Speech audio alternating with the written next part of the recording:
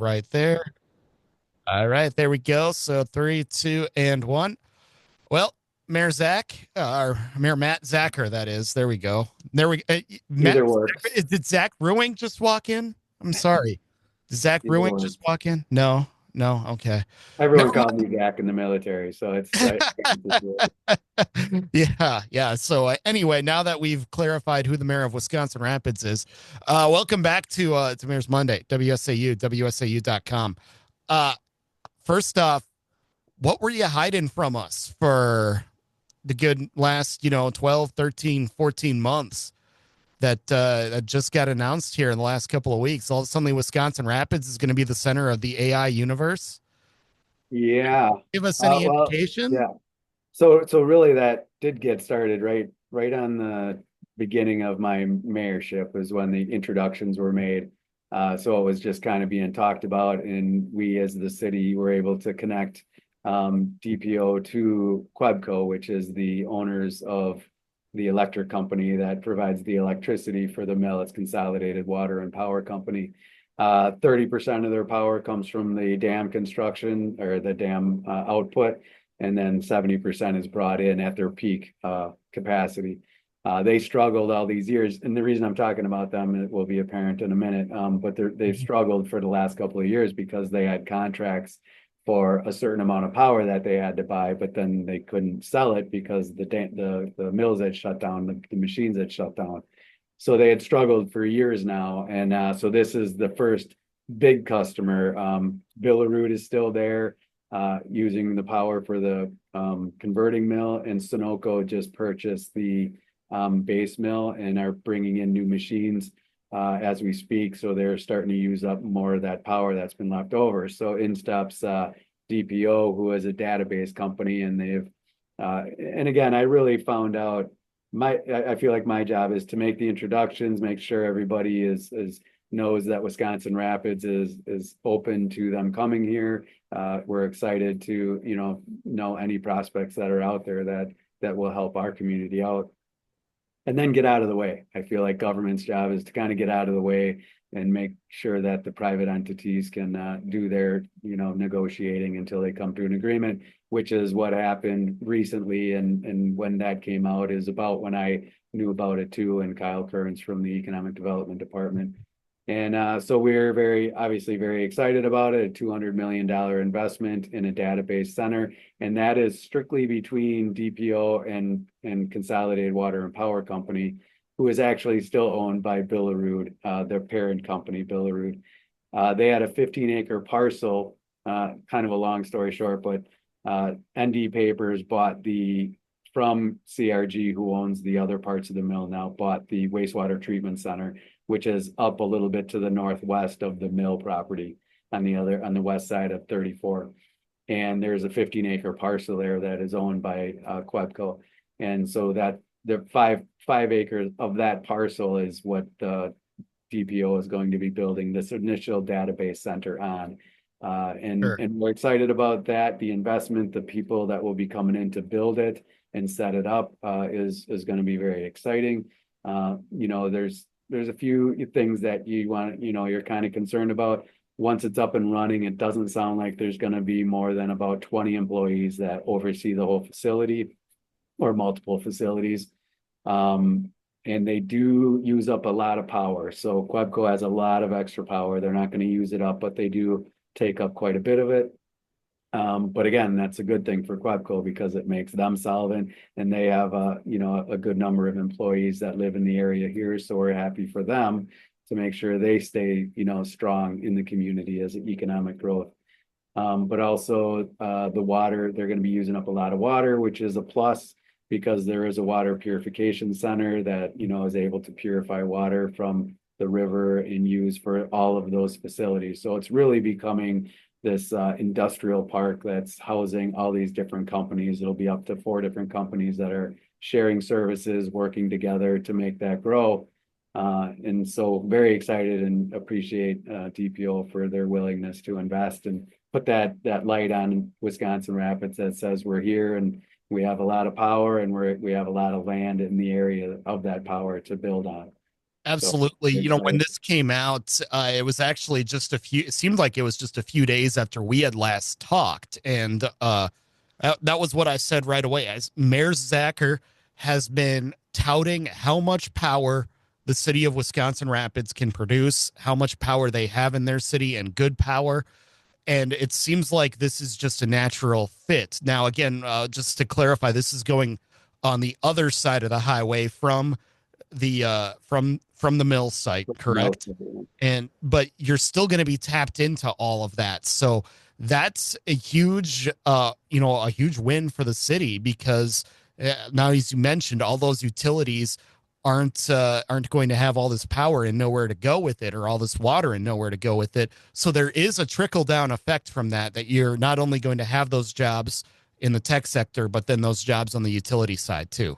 yeah, it's very exciting, and again, it's nice because when the as the craft mill is being taken down, which that is in the process, MRD again doing a great job coming into the community, being a part of the conversation, doing their job diligently, and you can see the progress being made. It's still going to take quite a while in order to make it all happen, but little by little, that 250 acres of land will then be wide open for new companies to come in and build their buildings according to spec.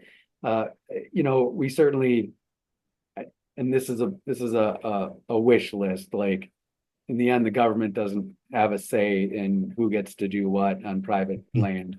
And I don't want it to be that way, but ultimately we want a mixture of manufacturing to come in for, more jobs, industrial, these database facilities to have a mix of everything would be much better. And it certainly helps us out. Like we've kind of learned some tough lessons in terms of one big business having that kind of control over your economy. And then all of a sudden it's going down and going away, and you're scrambling to figure out what you can do to build it up again. So if we can diversify at this time, which is what is happening, that's only going to put us in a much stronger economic position now and in the future as more companies come in, as the markets go up and down and fluctuate. Some will be stronger when others are lower, and it just puts us in a much safer position overall. Now, as you mentioned, another really good thing about this is you're still leaving that 250 acres right there at the mill site open Yep. for development. So I guess give me the backstory a little bit. This 5 acre parcel or the 15 acre parcel on the other side of the highway, is this something that's been on the market for a while in the city, or is this something that kind of maybe just came on the market? I think when they I don't my understanding is I think when DPO came and were introduced to Quebco, they looked through all the different opportunities. And my take on it is Quebco owned this piece of property. It had all the electricity to it. It was part of the same grid, Mhm. so they didn't have to build new infrastructure in order to get the power there that they needed. But it cut out right now whereas CRG is still figuring out where they're going with that open land as the other buildings are being leased or bought. Um, I think most likely it was just a nice match made in heaven. I don't know, something like that, where it just fit well for both of them. And they said, well, this is where we would like to start. And they came to an agreement for that 5 acre lease. So they're not buying it, so it'd still be owned by Quebco. And then they have another 10 acres connected to it that they could grow into. Or at that time, if depending on what happens, they can build on the other side and still be connected to the infrastructure. So hmm Absolutely. So, I guess my last question about this is at the time that this came out, I mean, you were about the second or third major data center announcement that had happened in Wisconsin in a week. So getting in line for something like this, putting yourself right there with the facilities that are going in the southeast part of the state. What have you learned about this industry, and I mean, where do you think that I guess the ceiling is for data centers for AI here in Wisconsin? yeah, I will say that I don't know the ins and outs as to like the data that DPO has stored in that facility, what that specifically is being used for. I guess when I look at it and from a broader perspective, when I talking to my phone and, say, hey Siri, what's the temperature in Tennessee right now? And it can tell me just like that. That's these databases. The amount of power that goes into bringing something to your fingertips or in a matter of a second is just amazing. And I don't know if we fully understand. I think we many times take for granted just how much that phone in our pocket is doing for us so quickly without even thinking about it. And that's all because of these databases, is my understanding. Like, and they're only going to be more and more around the world. So we have two things here. One, they like to be able to say that, a portion of their energy footprint is renewable energy because of the dams, which is a really good selling point. So they're able to do that, but then also the fact, as we already talked about, just the amount of power that's here. And again, to be able to go into the mill and see the size of the machines that were running and what it took to power those things up and keep them running 24/7 was it's just phenomenal. So the amount of infrastructure that's here is great. But the fact that Quebco and really our own power company, WWLC, is able to say without batting an eyelash that if we need more power, we can build it. I mean, that's how this works, and they have the connections and they have the know-how to be able to build that because they already know how to do it because they've been doing it for 100 years. It's just a beautiful thing for us in this part of the state and the country for that matter. Yeah, absolutely. Again, congratulations. $200 million facility like that. That's not something a lot of communities can say that they're getting. And you're able to secure that and everything else that goes with it there. Onto the more of the other business of the city. Obviously, we've been going through a few snow events here. How is the snow budget, the snow removal budget looking, and how has the Department of Public Works been able to handle everything in the last couple of weeks? Oh, they're doing a great job as always. You know, it, Everything runs behind the scenes. They have everything figured out. Um, I can't speak to, too many specifics on it, but we're our streets department, public works department, winning an award for their handling of how they're using the amount of salt they're using Mhm. to try to help the environment. I went to a meeting a couple months ago just about how impactful this salt is to our water supply system and how little by little it's increasing the salt levels in our water, our freshwater systems, and that's not good for us as human beings. So the fact that we're taking as many steps as we can to limit the amount of salt we're using, mixing it with, some of the sand products, also with the resin that they put on. I know there's another word for it, but it's eluding me right now, that they put on, the liquid base that they put on. That helps out because you're using a lot less salt. So they're doing a great job, not only keeping our streets clean and safe and staying within budget, but also looking to the future as to how they can help us as a city, but us as a human race, make sure that we're protected for our future.